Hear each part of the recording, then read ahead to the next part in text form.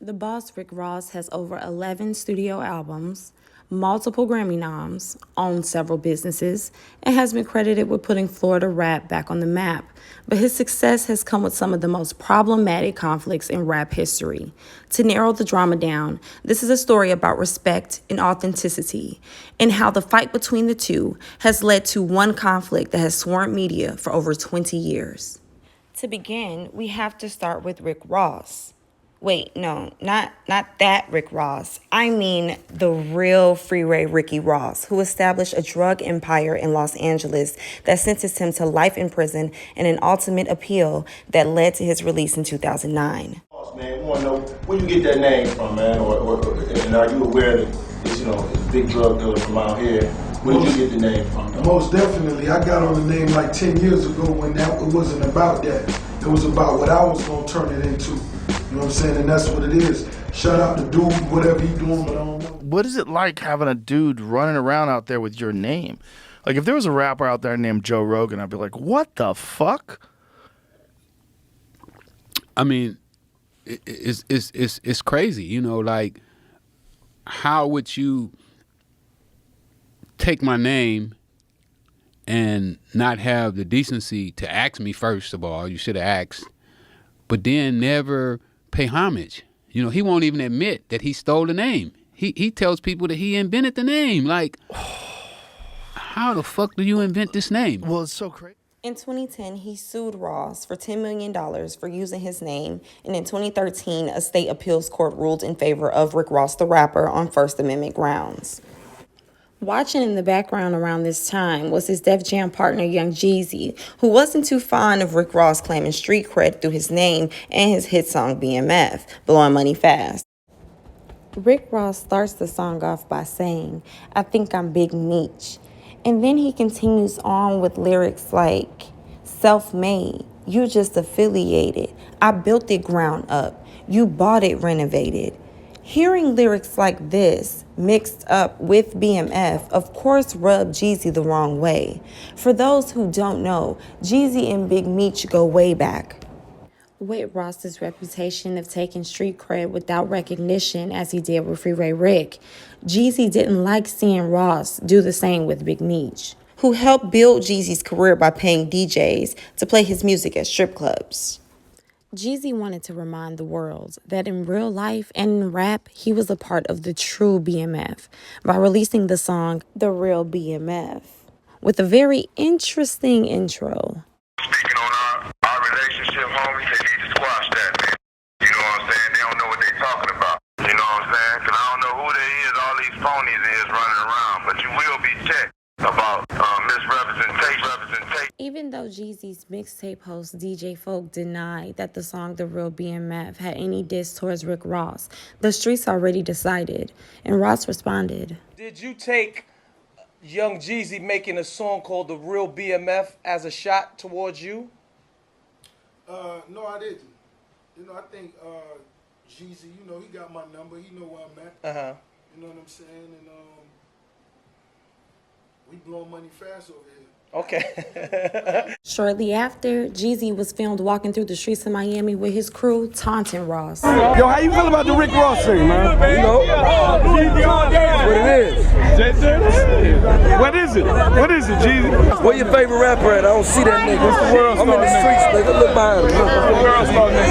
Yeah, hip hop. Nigga, I'm out here, nigga. Crip, nigga, fuck y'all. What's up with Young Jeezy is the question. Man, I actually got to see the footage of him walking on South Beach down Collins Ave. It's a little crazy out there. Yeah, he played himself. A little crazy out there. Yeah, he played himself. A little crazy. You got to come across the bridge to Carrick City to Little Haiti. That's where you get your issues. You know, on Washington Ave. I mean, give me a break, man. This all came to head in 2012 at the BET Hip Hop Awards.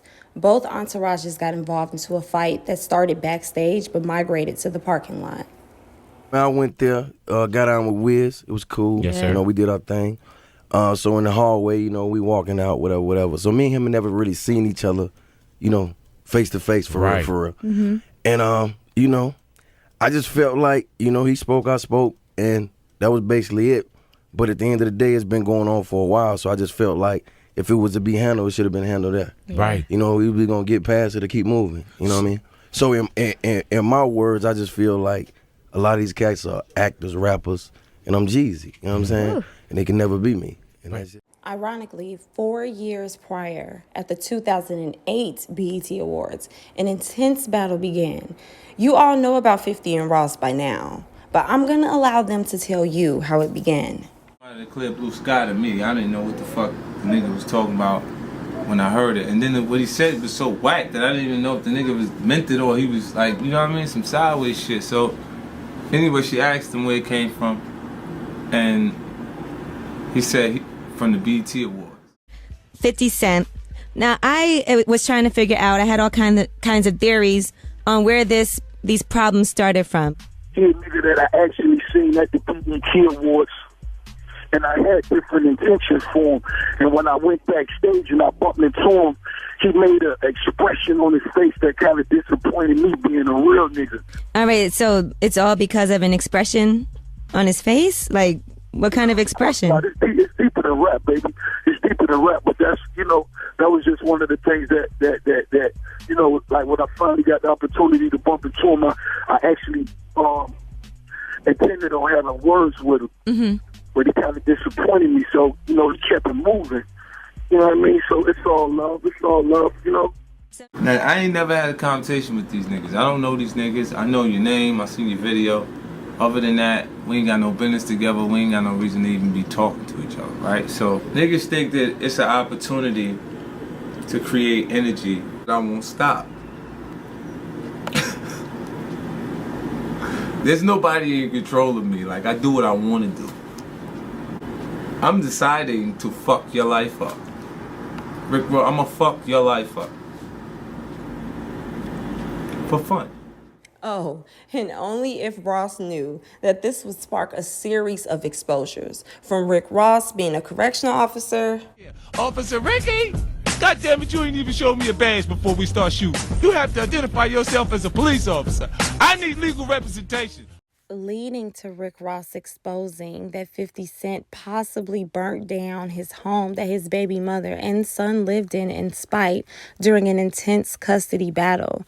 In the song Mafia Music, he raps, "Burn the house down, you gotta buy another. Don't forget the gas can, you stupid MFer."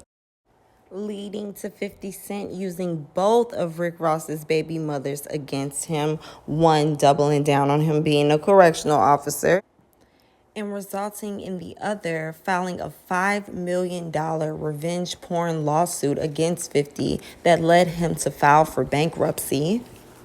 Or is it because I said your baby mama's a call girl? Well, Brooke is a call girl, god damn it, nigga. We're not gonna waste time on Curly. He's a monkey. He can't dress. You know that. I know that. Do us the biggest favor. Stop fucking up those Dr. Dre beats. This guy's the biggest fraud we've seen thus far. Like if you go from the guy is a correctional officer, and he writes from the perspective of the biggest drug dealer in Miami. Y'all get the picture. Since 2008, these two have been throwing shots and disses at each other. So fast forward to today. 50 Cent has been able to help Big Meech and Little Meech establish legitimate income through the BMF franchise. In response to that, upon his release, Big Meech decides to throw a big bash in Miami with no one other than Rick Ross. 50 Cent held back no punches. He even threatened to cancel the BMF show franchise completely.